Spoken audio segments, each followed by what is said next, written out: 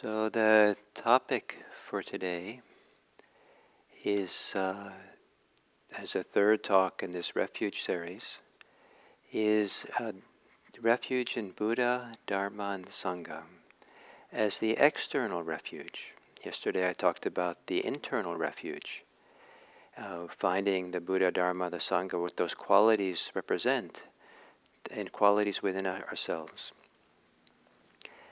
And but also, more classically in Buddhism, the conventional idea of refuge is in the Buddha himself, historical Buddha, in the Dharma, which has a variety of meanings, what that is, but one meaning is the teachings and practices of the Buddha. And Sangha refers sometimes to the monastic community, sometimes refers more essentially to those people, monastic and lay, who have experienced some degree of awakening, some degree of becoming freer, some inner maturity, spiritual maturity. And here in the West, we tend to expand the meaning of Sangha, sometimes to be everyone that we practice with. And occasionally people in the West talk about all beings are a Sangha, which I think is a beautiful idea. And sometimes the external Sangha, external refuge, is one that is very strongly connected to two things. It can be very strongly connected to people's deep inner faith, a deep sense of inspiration, of trust, of confidence. It could also be related to start seeing in the world, beyond oneself, examples of what makes the world and the living in the world meaningful, or gives it a sense of purpose, or gives it a kind of orientation, so we know what we're doing, where we're going. And so I'll say more about that, but important part of this refuge is action. Buddha said our actions are our refuge, but to have a sense of what this life is about, what we can act on or do or choose, that leads to greater freedom and alleviation of suffering for ourselves and for others. So the external refuge. I imagine that if I met the Buddha, and I was walking, somehow he was alive today, that maybe I wouldn't use the word refuge, because it's kind of a Buddhist word, especially before I became a Buddhist. I would have used words like, if I met this person and saw this, could feel what this person was about and heard those teachings, that it would have inspired a tremendous inspiration in me, a tremendous sense of recognition of here was something really valuable and good. Here was a goodness or an example of a possibility of how to live, which is a worthwhile thing to pursue.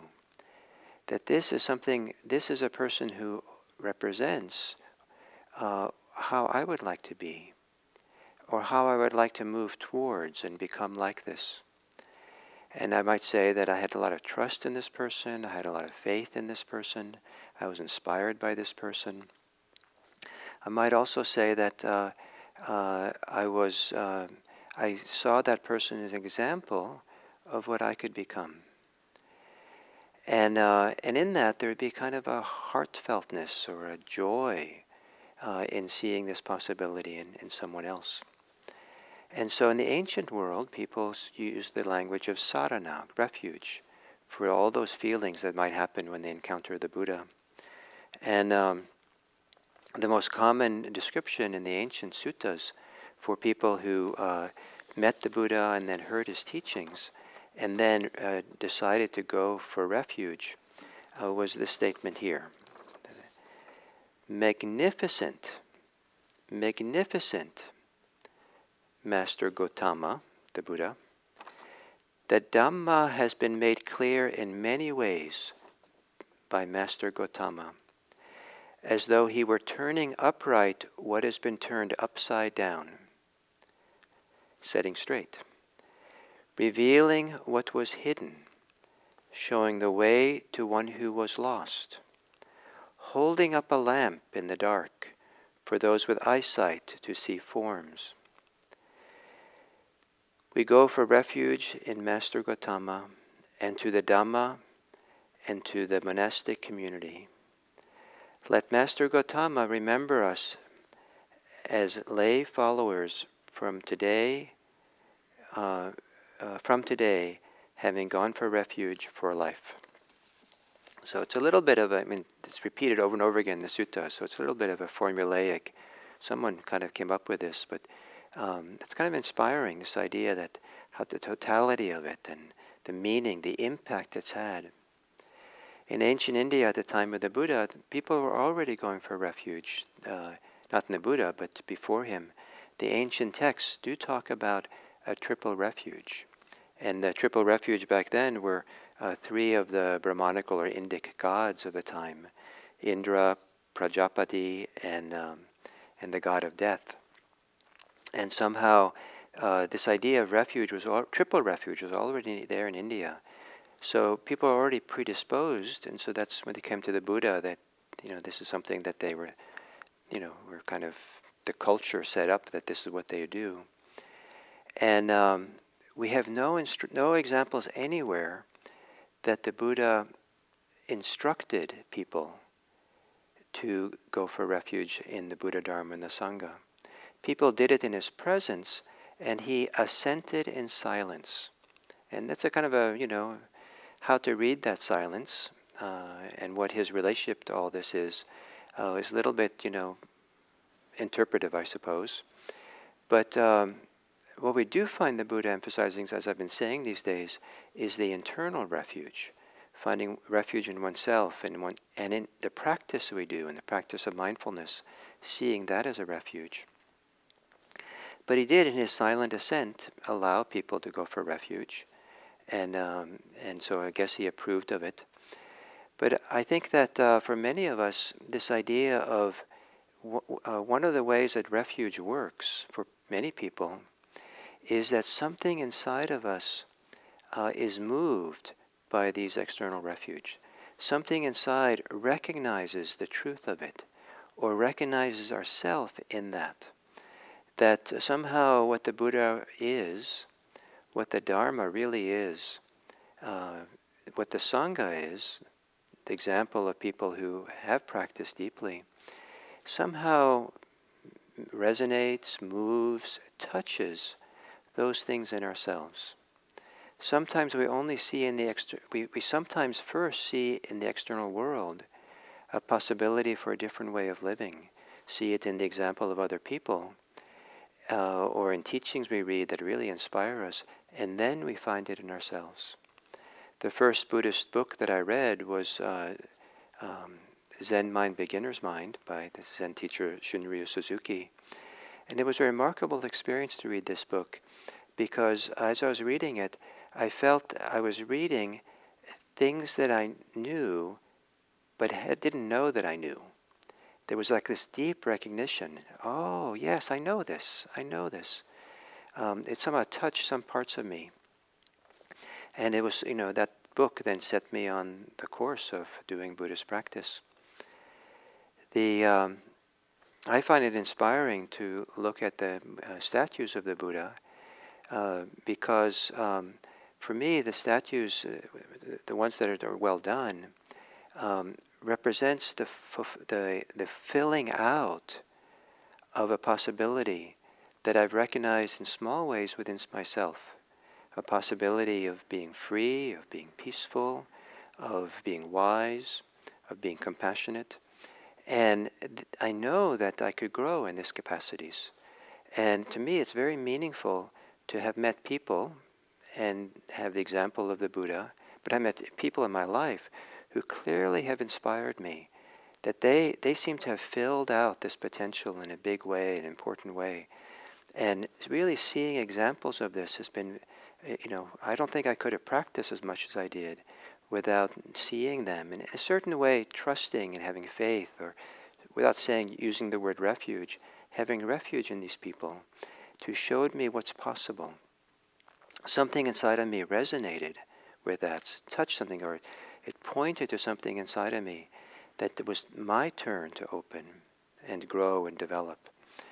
And so it isn't so much that I go for refuge, we go for refuge in the Buddha, Dharma, and the Sangha, in some kind of blind allegiance or some kind of magical thinking that if I just kind of turn myself over to the Buddha, Dharma, Sangha and just trust them kind of completely, somehow I'll be taken care of.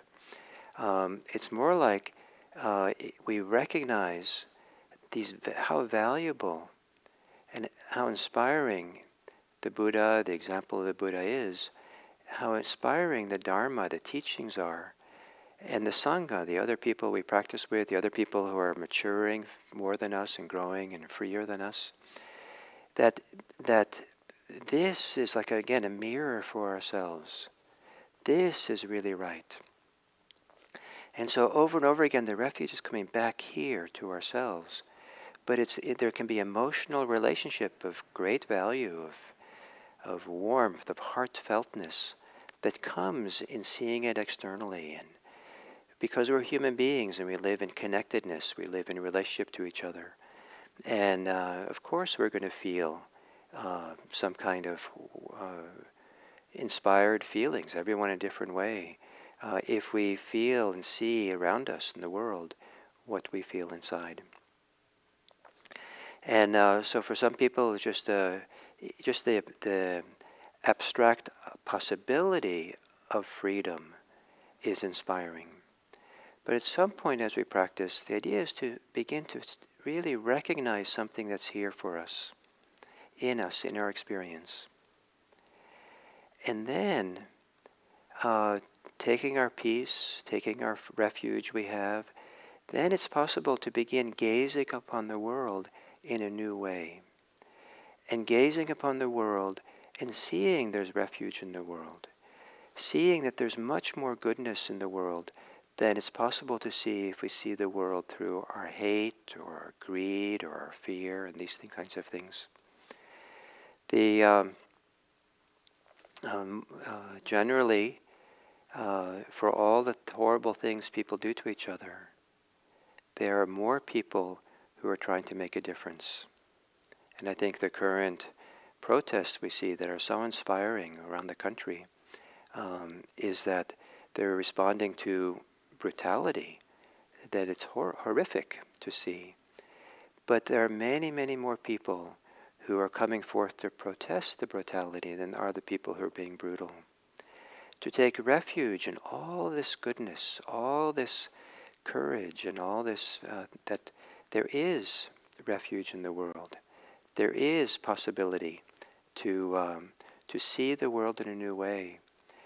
And this is not meant to be naive, but to find refuge in the world, whether it's in the Buddha, Dharma, and the Sangha, which are one of the great refuges, or is to start recognizing those qualities not only in oneself, but to recognize some of these qualities in the world around us. So the world itself becomes kind of a refuge because it has the qualities of what Buddhists would call qualities of the Buddha, Dharma, and the Sangha. This is the possibility of what happens as we mature and develop in practice. And if we're able to see the refuges in the world, then even just seeing it begins to support that. It's kind of like food. Our seeing and recognizing and appreciating what's in the world, what's good in the world, is the fodder or food for what's the good in the world to grow as well. Not to deny the difficulties, but to hold them in I think, a valuable context.